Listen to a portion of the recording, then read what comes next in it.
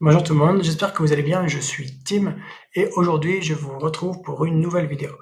On va voir ensemble comment fonctionnent les properties dans les éléments réutilisables sur Bubble.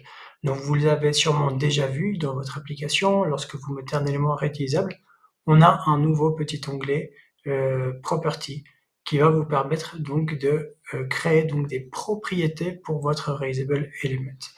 Donc c'est quelque chose qui est assez, je vais pas dire complexe, mais en tout cas c'est assez obscur pour pas mal de monde. Je pense qu'il n'y a pas grand monde qui l'utilise. Et pourtant, bah, c'est puissant et ça vous permet du coup bah, de customiser un peu votre reusable element en fonction de l'endroit où vous voulez le mettre. D'accord? Donc, vous pouvez ajouter tout type de paramètres. C'est un peu comme des custom state, sauf que vous pouvez pas changer la valeur depuis une autre page, par exemple. Donc, on va voir comment ça fonctionne. Je pense que c'est super intéressant. Je crois que c'est pas assez utilisé. Et voilà. Et sur le YouTube français, j'ai vu aucun tutoriel qui parle de ça. Donc, voilà. C'est un bon sujet à traiter ensemble. Allez, c'est parti. On va prendre un exemple pratique. On va scroller un peu sur cette page et on voit ici qu'on a un repeating group de projets. Donc j'ai des projets avec ici des technologies par exemple et une catégorie qui correspond à là. Donc là pour le moment j'ai qu'une catégorie parce que tous mes projets appartiennent à la même catégorie. Donc ça c'est pas trop important, c'est pas le but du tutoriel, c'est juste pour vous expliquer. Mais ici donc on voit que j'ai un repeating group qui montre 6 projets. Et si je clique sur voir tous les projets, je vais aller sur une autre page, une nouvelle page qui, elle, par contre, va me charger tous les autres projets, tous ceux qui restent. Donc j'en ai 9 au total. Ok. Et en fait, vous êtes bien d'accord que ça, c'est exactement le même type de repeating group que ce qu'on avait avant, sauf que j'ai pas les filtres, il n'est pas marqué filtre et pas catégorie, et sauf que là, ça affiche beaucoup plus de... en fait, ici, ça va afficher tous les projets. Alors que sur l'index, pour on va dire un souci de performance, j'en affiche un tout petit peu moins, j'en affiche 6 par exemple. Voilà. D'accord? Donc, je vais vous montrer donc comment on peut faire ça avec des reusable elements et en utilisant ce qu'on appelle les properties. C'est donc l'équivalent des propriétés. Donc, je vais ici sur mon application. On voit ici sur l'index que j'ai bien un repeating group qui va chercher des projets et je le limite à 6. Voilà, je le limite à 6. Et ici, j'ai des conditions. Bon, ça, c'est pas très important, mais c'est vraiment ça ici qui est important. Donc là, on voit que je cherche des projets et je les cherche en fonction de quoi? En fonction de ici, ce drop-down ici. Donc regardez par exemple si je mets, vous cherchez quelle compétence? Je veux créer un CRM. Ça va filtrer ici, voilà. Je vais chercher un SaaS, voilà, ça me filtre bien mes types de projets, d'accord? Donc ça, c'est bon. Donc c'est grâce ici à ça. Je veux voir que les projets qui sont publiés, pas les projets qui sont en cours, en demande de modification ou refusés, non. Et je veux des projets qui se filtrent aussi en fonction de la catégorie qui est là. Là, pour le moment, j'en ai qu'une, donc c'est pas très, c'est pas très pertinent pour le moment, d'accord? Donc, voilà. En tout cas, je veux ce type-là. Donc, ce que je vais faire là, c'est que je vais venir dans mon application. On va supprimer ça, hein, on va supprimer ça. Et je vais dans mes reusable elements. Je vais faire ajouter un nouveau reusable element. Je vais l'appeler donc repeating group projet. Voilà. Donc ici, j'ai mon reusable element. Et donc c'est bien ça que je vous parlais depuis le début. C'est ici les propriétés à l'intérieur du reusable element. Donc je ne sais pas s'il y en a déjà d'entre vous qui ont déjà utilisé ça. Je pense pas. Hein. Je pense que c'est assez nouveau comme fonctionnalité et c'est pas très courant. Donc premier label qu'on va pouvoir mettre, c'est par exemple, on va pouvoir se dire, alors moi j'ai appelé ça entry. Entry, c'est quoi? Ça veut dire, c'est ici, la valeur de ce drop-down. C'est une sorte de point d'entrée en fait. Hein. On arrive sur l'application, on n'a pas de, c'est comme un call to action quoi. On n'a pas de bouton voir les projets, mais on nous demande qu'est-ce qu'on recherche comme compétence. Bah, je souhaite développer un site vitrine par exemple. Et bing, ça va me filtrer ici, d'accord? Donc, je veux ici entry qui va être une valeur dynamique. Et ici, je vais chercher ma donnée qui s'appelle project entry. Le project entry, pour vous montrer, c'est un option set. Voilà, qui contient toutes ces phrases qui sont dans le dropdown. Donc voilà, donc là j'ai ma première, j'ai mon premier truc. Je le mets en optionnel parce que c'est pas obligé de la rentrer, hein. Des fois, les valeurs, elle est vide, comme ici. Donc, c'est pas obligé de la rentrer. Donc, je le mets en optionnel. Ici, si j'aurais voulu, je peux mettre une valeur par défaut. Je peux dire que je veux que par défaut, la valeur, ce soit je souhaite développer un site e-commerce. Je peux faire ça. Mais là, je le laisse comme ça et je fais save. Je le mets en optionnel. Après, on va pouvoir créer peut-être une autre propriété qui va être le nombre d'items. On a vu que sur la page d'accueil, j'en ai 6 et après, j'en ai plus. Donc, soit je l'appelle items, ou soit je l'appelle full, on va l'appeler comme ça, full RG. Donc, est-ce qu'on veut voir tous les repeating groups? Et là, on va marquer oui ou non, yes ou non. Par défaut, c'est non. Donc là, je peux mettre valeur non. Voilà. Donc là, je fais ajouter, full RG. Donc vous voyez, là, en fait, c'est comme des variables qu'on va pouvoir changer en fonction de l'endroit où on est. Après, on a vu qu'on avait les filtres ici. Enfin, pardon, les filtres par catégorie. Donc là, attendez, c'est parce que c'est en train de recharger. Voilà. Donc ça, filtre par catégorie. On va vouloir le faire afficher, oui ou non. Donc je vais marquer filter, filter display, dynamic choice, yes, no. Par défaut, on va dire non. Pareil. Par défaut, non. Voilà. Ajouter. Vous voyez, je peux remplir ici plein de choses. Tout ce que j'ai besoin, je peux le remplir ici. Maintenant, ce que je vais faire, c'est que je vais aller dans mon index.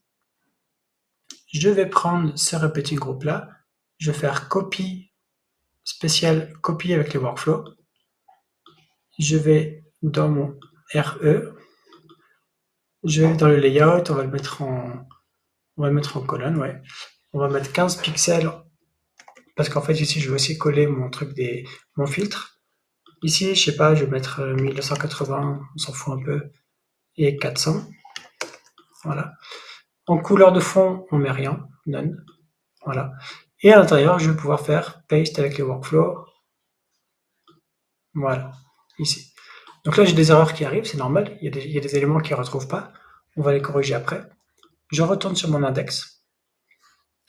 Je prends mon filtre par catégorie ici, mon groupe filter. Je fais copie spéciale, copie avec les workflows. Je vais dans mon raisable element, qui est là, et je fais paste avec les workflows. Paste. Voilà. Cet élément, on va faire make first pour qu'il soit en premier, et il y a bien 15 pixels de différence. Donc là, j'ai 16 erreurs, ce qui est normal, puisqu'il y a des éléments il y a de la donnée qui ne retrouve plus. Donc on va les corriger un par un. Donc là, il me dit, donc là, c'était à cause d'un custom state que j'avais sur la page index, mais ça, c'est pas grave, je vais pouvoir le recréer. Donc, ici, sinon, je vais pouvoir chercher mon raisable element RG, et je vais pouvoir dire que quand le entry n'est pas vide, donc quand il y a une valeur dans le drop-down, quand c'est pas vide, je vais pouvoir chercher ici. Et ici, je vais chercher plutôt mon RE entry. Voilà. Et ici, c'est les catégories. Bon, les catégories, c'est l'équivalent d'ici. Donc là, en fait, ce que je vais faire, c'est que je vais créer directement. Là, je peux créer un custom state, ça va être plus facile. On va ajouter un custom state qui va s'appeler catégorie. Donc ça, c'est pas quelque chose que vous aurez besoin vous forcément. Là, c'est vraiment dans mon cas à moi. Voilà. Donc catégorie, nickel. Et là, je vais pouvoir dire, là, c'est dans mon RE. Et là, je vais chercher tout en bas. Il a déjà trouvé. Donc c'était RE et tout en bas, catégorie, parce que c'est un custom state. Donc là, maintenant, j'ai plus qu'à remplacer les éléments. Tac, entry. Bon, c'est un peu toujours la même chose, hein, là. Catégorie. Voilà, il a trouvé. Ici, c'est encore pareil. Là, c'est RE. Catégorie, là, là. Ça, c'est pas forcément des choses que vous avez besoin. C'est juste pour mon cas à moi. Mais je le fais pour régler les erreurs. Donc vous, ça va dépendre de ce que vous voulez faire. Et là, ici, c'est RE. Catégorie, parfait. Et là, c'est RE. Donc Bubble est assez intelligent pour... comment le custom state s'écrit exactement de la même façon, il est assez intelligent pour m'aider en fait. Donc là, ici, donc, on va pouvoir dire, hein, par exemple, ce groupe filter, le groupe filter, on va pouvoir dire, hein, par exemple, que quand le RE Filter display, il est sur yes, alors cet élément il est visible. Mais par défaut, c'est pas visible, par exemple. Voilà. Vous voyez, donc là, en fonction de ce que j'ai mis dans ma propriété ici, filter display, voilà. Et ici, on a ici, donc par défaut, je veux faire afficher 6 items, mais là, je vais pouvoir dire que quand mon RG projet full RG, il est sur oui, alors bah, je prends la même data source, mais cette fois-ci, je cherche pas à faire afficher 6 projets, mais bien tous les projets. Voilà. Ok. Donc là, ici, on est plutôt pas mal. Maintenant, je vais aller sur ma page index. Donc, à ce niveau-là, ça, je sais déjà que je vais pouvoir le supprimer. Le RG projet, je vais pouvoir le supprimer aussi. Et à la place, je vais remplacer tout ça par mon RG projet. Donc, je le mets ici. Et là, maintenant, vous voyez, je vais pouvoir remplir. Donc, full RG, non. Parce que je ne veux pas avoir le full RG, je veux avoir que 6 projets. Le filter display, oui, je veux faire apparaître le display. Et le entry, ça va être quoi? Ça va être la valeur de ce drop-down. Donc là, en fait, vous voyez, ça me permet de faire passer des éléments de la page que normalement, j'aurais pas pu choper. Je fais passer des éléments de cette page dans mon Raisable Element. Voilà. Donc là, vous voyez qu'il n'y a pas d'erreur. Donc on va regarder ici visuellement comment ça se présente. Bon, bah apparemment, c'est OK. On voit que j'ai bien 6 éléments et pas comment ça s'appelle, et pas tous, j'ai pas tous les éléments. On voit que j'ai mon filtré par catégorie qui est ici. Et maintenant, je vais aller sur ma page qui s'appelle Discover. Donc Discover, c'est égal à cette page quand on va faire voir tous les projets. Là, vous voyez qu'il n'y a pas 6 projets, mais il y en a bien 9 normalement. Voilà, là j'ai bien 9 projets. C'est égal à ce repeating group là que je vais pouvoir enlever et je vais pouvoir faire afficher mon Raisable RG projet ici. Voilà. Et là, donc là, je vais pouvoir dire l'entrée, bah, il n'y en a pas. Je n'ai pas besoin d'entrée ici.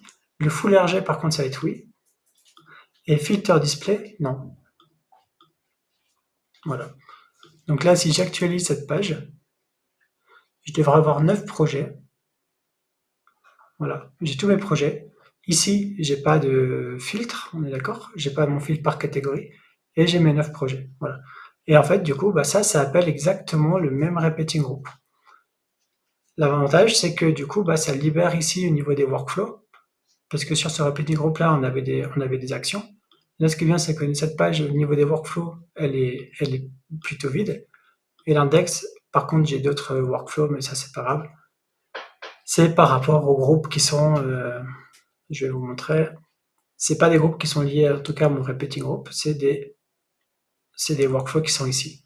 Voilà, ici, à ce niveau-là. Donc voilà un petit peu comment on peut se servir des Raisable Elements avec les properties. Et donc, en fait, mes workflows vont être ici. Bon, vous voyez, je ne l'ai pas énorme, hein, mais et aussi ce que j'ai fait, et ça c'est aussi une autre astuce, c'est donc dans votre Raisable Element, dans votre repeating group, ici, là, la carte qui est là, qui s'affiche, ça en fait, ça, faites-en aussi un autre Raisable Element. Vous voyez que moi, j'ai mon repeating group, et à l'intérieur, j'ai une carte qui est un Raisable Element. Donc je vais faire Edit Element, et voilà. Et là, ici, vous voyez que j'ai d'autres workflows qui sont à l'intérieur. Ça permet du coup de charger tous les workflows à un seul endroit et de les modifier à un seul endroit pour tout le site. C'est vraiment une bonne pratique. D'accord? Donc si demain j'ai besoin de... Donc là, là, je pourrais mettre like. Là, je peux pas parce que mon application, elle est en mode gratuit et j'ai limité... Enfin, je suis arrivé à la limite du nombre de choses dans la base de données, c'est pas grave. Mais vous voyez comment ça fonctionne un petit peu mieux maintenant, les properties. Voilà, j'espère que ça vous a été utile. Et puis, à bientôt pour une nouvelle vidéo. Ciao, ciao.